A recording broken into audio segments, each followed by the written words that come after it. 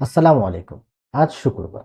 আজ আপনাদের নিয়ে যাব বাংলাদেশের মধ্যে সবচেয়ে বড় জুম্মার নামাজের জামাত হয় এমন কয়েকটা মসজিদের মধ্যে একটি অন্যতম মসজিদ, যেখানে অনেক মানুষ একত্রে জুম্মার নামাজ আদায় করে থাকে। মসজিদটা হলো কিশোরগঞ্জ জেলার পাগলা মসজিদ। সকাল 6:30টার মধ্যে আমরা মহাখালী বাস স্ট্যান্ডে চলে আসি।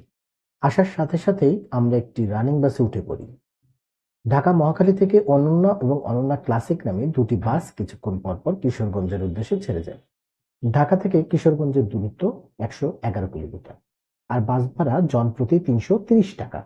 আমরা ৩৩০ টাকা পরিশোধ করলেও কন্ট্রাক্টর সাহেব আমাদেরকে ৩০০ টাকার একটি টিকিট ধরিয়ে দেন এবং বিশ্বজয়ী হাসি দিয়ে চলে যান।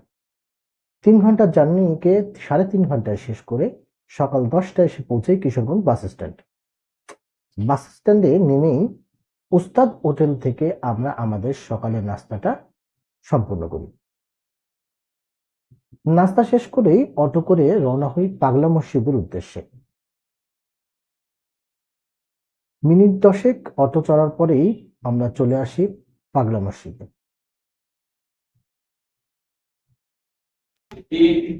وبعث له النبيين أجمعين وأشهد أن لا إله إلا الله وحده لا شريك له وأشهد أن سيدنا ومولانا محمدا عبده ورسوله الذي بلغ। আপনারা যারা পাগলা মসজিদে জুম্মার নামাজ পড়তে আসবেন বা আগ্রহী, তাদের জন্য থাকবে আমার একটি পরামর্শ। অবশ্যই চেষ্টা করবেন পাগলা মসজিদে যেন ১০টা থেকে ১০:৩০টার মধ্যে উপস্থিত থাকতে পারেন। তা না হলে নিচতলায় জায়গা পাবেন না। আপনাকে বাহিরে কিংবা দোতলায় নামাজ পড়তে হবে। বাংলাদেশের বিভিন্ন জেলা হতে হাজার হাজার মানুষ এখানে জুম্মার নামাজ পড়তে আসে। নামাজ শেষ করে আমরা রওনা দিই বাস স্ট্যান্ডের উদ্দেশ্যে।